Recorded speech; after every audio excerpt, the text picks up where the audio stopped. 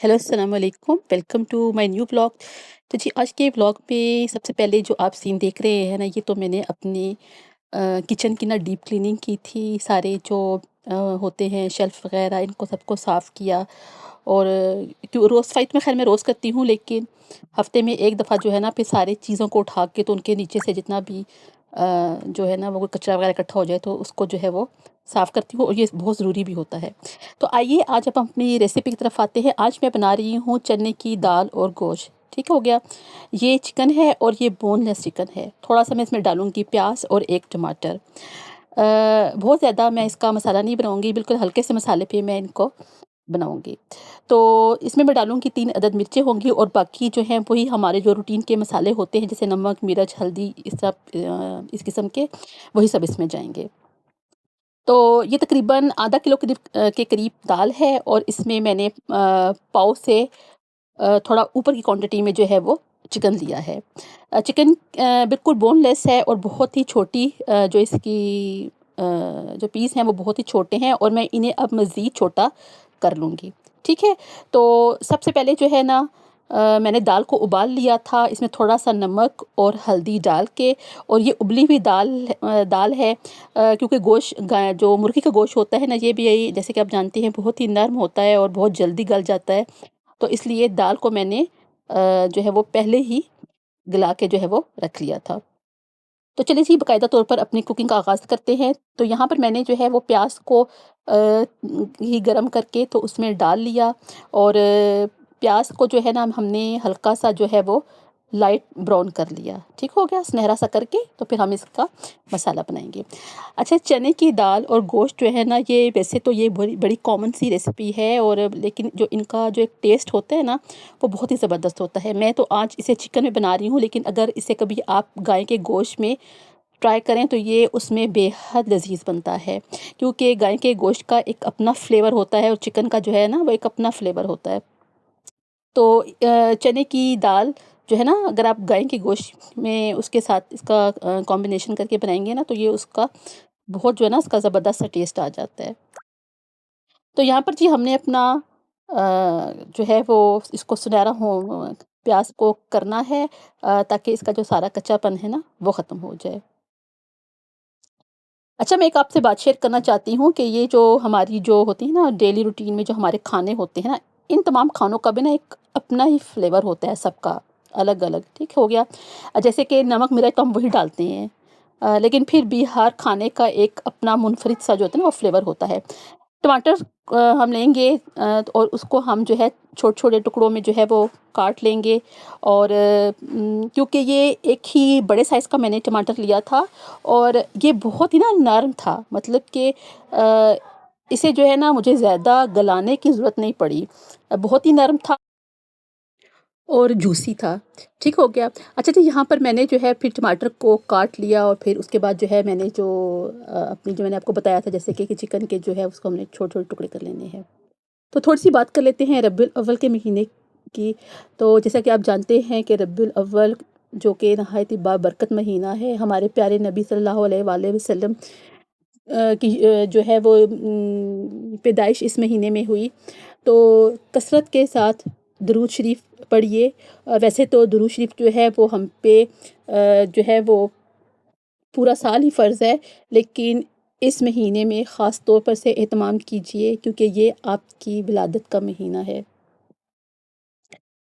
तो इस महीने की बरकतें जो हैं वो जहाँ तक हो सकें आप जो है वो उनको लूट लें। जहाँ पर हम इतनी सेलिब्रेशंस करते हैं, तो मैं समझती हूँ कि इसके साथ-साथ घरों में जो है वो दुरूद शरीफ को पढ़ने का एहतमाम, मिलाद कराने का एहतमाम, और कुरान पाक पढ़ने का जो एहतमाम है ना, ये सबसे पहले बहुत ज़रूरी है।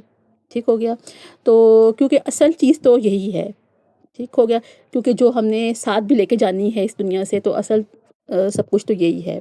बाकी जो है ना वो सब जो है वो दुनिया की बातें हैं। आपकी सुन्नत पे अमल करना, आपकी सुन्नत के ऊपर चलना, आपकी अहादीस को याद करना और उन पे अमल करना, हमारी असल ज़िंदगी का मकसद ये होना चाहिए। तो यहाँ पर जो है वो मैंने अपनी प्याज़ में जो है वो लहसुन अदरक जो है वो 1 चम्मच भर के शामिल किया।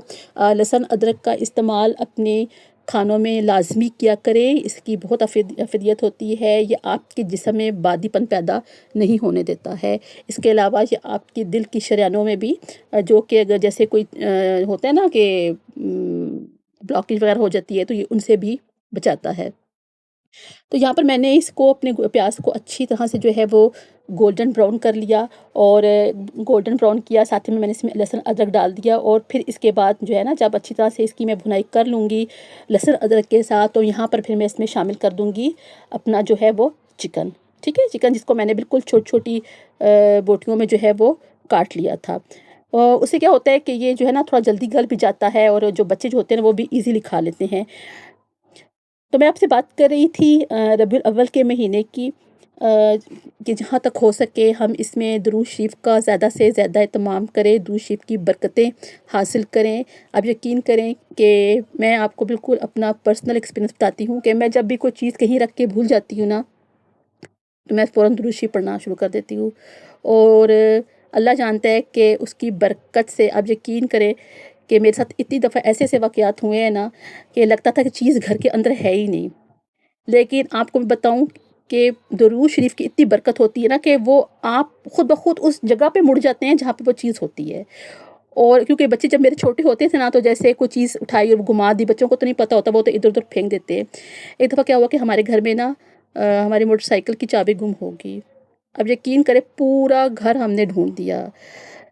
जब सब थक-हार गए, तो जब मुझे पता चला कि जिस तरह से जो है वो चाबी गुम हो गई, तो मैंने फ़ौरन जो है ना वो दुरूद शरीफ पढ़ना शुरू कर दिया। और मेरे हस्बैंड कहते हैं कि मैंने सब ढूँढ लिए, कहीं पे भी नहीं, लगता है कहीं बाहर गिर गई है या बच्चों ने कहीं बाहर फेंक दी है। मैंने कहा बच्चे घर से बाहर तो जाते नहीं है, वो कहाँ फेंकेंगे? तो मैंने फ़ौरन दुरूद शरीफ पढ़ना शुरू कर दिया। अच्छा, आप यकीन करेंगे, खुद ब खुद ऐसी जगह से वो मिली ना जहाँ पे हम तसव्वुर भी नहीं कर सकते थे। ऐसी जगह पे जाके वो मुझे मिली। तो इसकी इतनी बरकत है। मैं तो जब भी मेरी कोई चीज़ जो होती है वो आगे-पीछे हो जाए, तो मैं फ़ौरन, या मुझे कोई परेशानी लग जाए, तो मैं फ़ौरन दुरूद शरीफ का जो है वो विर्द शुरू कर देती हूँ। तो यहाँ पर जो है वो मैंने प्याज़ की भुनाई के बाद मैंने तो उसमें डाला था अपना, क्या कहते हैं उसको, चिकन। फिर उसमें मैंने टमाटर डाले, उनको भून लिया, और अच्छी तरह से भूनने के बाद फिर मैंने उसमें चने की दाल शामिल कर दी, क्योंकि चने की दाल तो हमारी ऑलरेडी गली हुई थी ना। तो उसमें अब हमने सिर्फ इसकी अच्छी तरह से भुनाई जो है वो की है। अच्छा, इसमें मैंने क्या-क्या शामिल किया था, इसमें मैंने नमक, मिर्च, हल्दी, ज़ीरा, मेथी, पिसा हुआ थोड़ा-सा गरम मसाला, इन तमाम चीज़ों को मैंने इसमें शामिल किया था। इसके बाद जी इसमें मैंने थोड़ी-सी हरी मिर्च डाली और हरा धनिया डाला। इसके ऊपर मैंने थोड़े से नींबू रखे, और फिर मैंने इसके ऊपर शामिल की थोड़ी-सी सूखी मेथी, क्योंकि सूखी मेथी ऑलरेडी मैं पहले से भी इसमें शामिल कर चुकी थी, तो मैंने मज़ीद थोड़ी-सी जो है वो सूखी मेथी इसके ऊपर जो है वो शामिल की। अब आप देख सकते हैं कि जो घी है ना, हल्की आँच कर दी मैंने इसकी, और जो घी है उसने ऊपर आना शुरू कर दिया। और अब यकीन करें कि ये इस कदर लज़ीज़ बनती है, आप इसे एक दफ़ा लाज़मी ट्राई करिएगा। और फिर इसको मैंने हल्की आँच पे जो है वो रख दिया है, और उसी हल्की आँच में जो है ना, ये जो लीमू जो मैंने ऊपर से अलग से कच्चे डाले थे, इनका जो हल्का-हल्का रस होता है वो भी शामिल होना शुरू हो जाता है, और जो ये गलना भी शुरू कर देते हैं। ठीक हो गया? तो जब आप चने की दाल खाएँ, तो इसमें अगर आप इनका जो है ना लीमू भी किस तरह से आप काट के डालें ना, तो इससे पता ही होता है, इससे ना आपका एक थोड़ा हाज़मा बड़ा अच्छा हो जाता है। तो फिर जी मैंने थोड़े हर एंगल से इसके शॉट लिए, और जो है वो इसको इसका मैंने जो है वो एंड आ गया था। तो मुझे उम्मीद है कि मेरी ये छोटी-सी रेसिपी आपको पसंद आई होगी। वैसे तो नॉर्मली मैं तकरीबन ये हर 1 हफ़्ता छोड़ के बनाती हूँ, तो मैंने सोचा चले इस दफ़ा आपके साथ जो है वो शेयर भी कर लेते हैं। तो मुझे उम्मीद है कि ये आपको छोटी-सी रेसिपी पसंद आई होगी। पसंद आई तो लाइक करिएगा, शेयर कीजिएगा अपने प्यारों के साथ, और मेरी वीडियो को देखने का, टाइम देने का आपका बहुत-बहुत शुक्रिया। आपके जो प्यारे-प्यारे कमेंट्स होते हैं ना, उससे पता चल जाता है कि जी आपको पसंद आ रही है कि नहीं। तो अपनी दुआ में याद रखिएगा। अल्लाह हाफ़िज़।